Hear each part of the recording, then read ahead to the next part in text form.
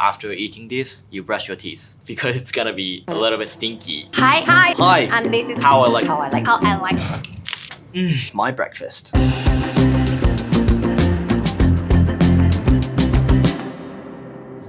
Hi, I'm Sylvia. I'm from Spain. I'm making Spanish breakfast, which is easy, tasty, healthy.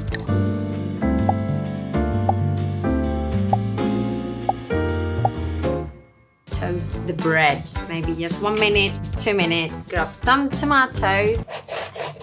Once the tomato is grated, add a bit of salt, mix it. Just put the tomato spread.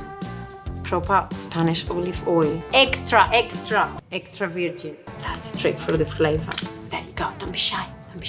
For my Muslim friends, you can have it without the jamon. It's still like really good. And if not, put some jamon. It has to be Spanish ham. No Italian, that prosciutto. No, Spanish ham. There you go, beautiful.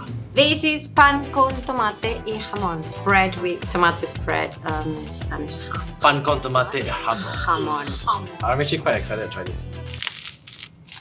Oh wow! You know that tomato aftertaste is actually really nice. I know.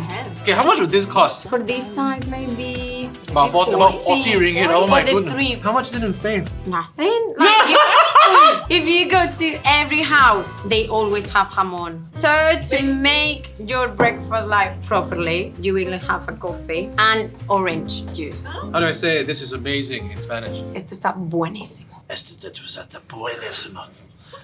Hi, this is Cass from Japan. 3 words. Fresh, healthy, powerful.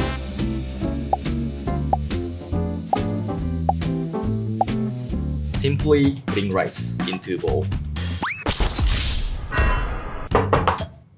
Please make sure that you will use fresh one. Especially this is from Japan, it's orange, not yellow. And put it in rice bowl. This is natto, and you have kind of sweet sauce for natto, and also Japanese mustard. For mustard, I will just put it a little bit.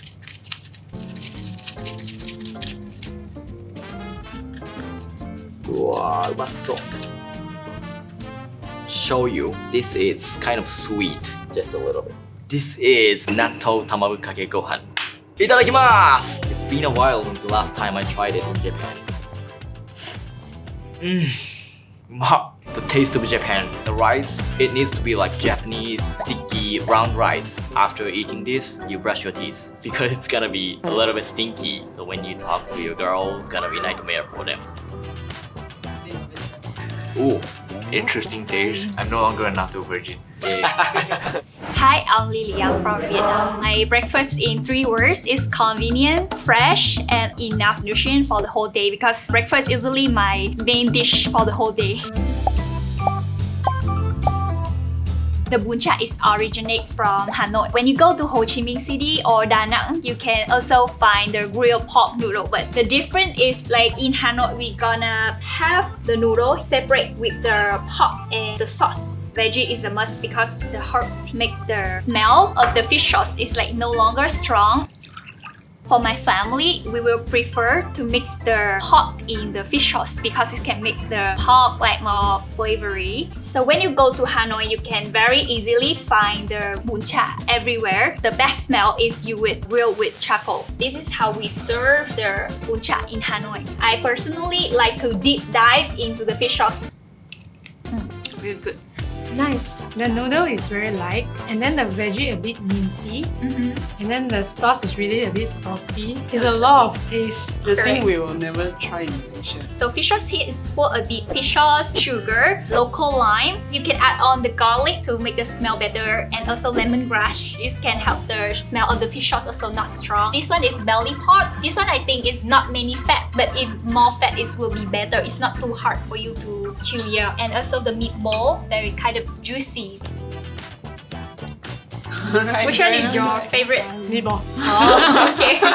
Hi, I'm Mark. I'm from the UK. I would describe a full English breakfast: crispy, delicious, filling. If I wake up late, I need something quick. So when I came to Malaysia, I do shoots and there's nasi lemak on set. I find it really strange because to have rice, which is something like a lunch or a dinner in the UK, doesn't feel right. What feels right is a nice bowl of cornflakes. But a bowl of cornflakes is not enough for me because I have this theory that you should eat like a king for breakfast, queen for lunch, and a prince for dinner. So you have like a light dinner and a really heavy breakfast. So with cornflakes, I would usually have brown bread with Marmite. In Malaysia, you have to buy this from behind the counter. It's not that expensive. It's not like non-halal. So if you guys know why, maybe you can write in the comments. Now, Marmite is one of the trickiest things to actually spread. It's very like gooey like this. Oh, fun fact, sometimes in the UK people play pranks because some people hate Marmite and it actually looks like chocolate spread on toast. So there would be some times at school where your mum would prepare like Marmite sandwiches and you would say, oh, try this, it's like Nutella, but actually it's Marmite. Got it! It's very sour, very bitter. I like it. So full English breakfast usually consists of bacon and sausage, like pork. Fried egg, we don't like any of that poached eggs with herbs and stuff. Baked beans, just normal baked beans straight out of the tin onto the plate. Hash browns with a pinch of salt, little salt bay here. Right there. Exquisite. And toast. What's on the toast? Just butter. Just butter? Yeah. Or you can have Marmite if you want.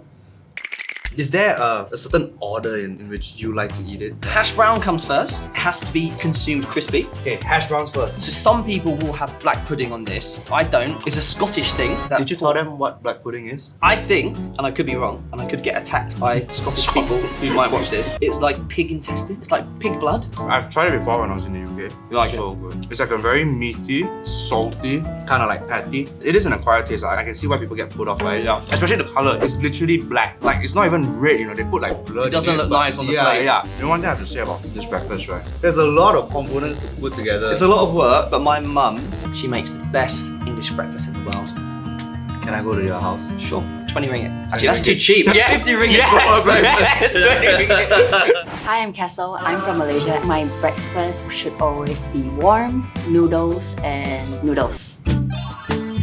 There is the spicy broth, which is made from pork bone and shrimp heads. The yellow noodles and the bihun, pork slices, little shrimps, chili paste, fried shallots. And the most important ingredient, I think, it's the tauge. The crunchiness really changes the texture. You have to always eat it with the soup. Burning hot. Growing up, my dad would always love asking me and my sisters out for breakfast. I would always say no because I was sleeping. But that really changed when I moved to the States for work. And there's this place in New York and the restaurant is actually called Malay Canteen. And I would always opt for the Hokkien Mee, even though I know that the paste is made from this ready-to-cook paste you get from the store. But it just feels so homey to me. Now that I'm back home in Malaysia, whenever my dad asks me for breakfast, I would just go, let's dig in. So usually in Penang, they have two types of Hokkien Mee. One is this one that you are seeing here, and one is where you can add extra ingredients like roast pork, eggs, but I always love it simple, just like this. She ate it already, but... Spicy, but nice. Thank you so much for watching. Thank you so much for watching, guys. We hope you enjoyed it. If you can think of any other foods that we should check out, please comment down below and don't forget to subscribe. See you guys next time. Can I? Yes. Of course, again.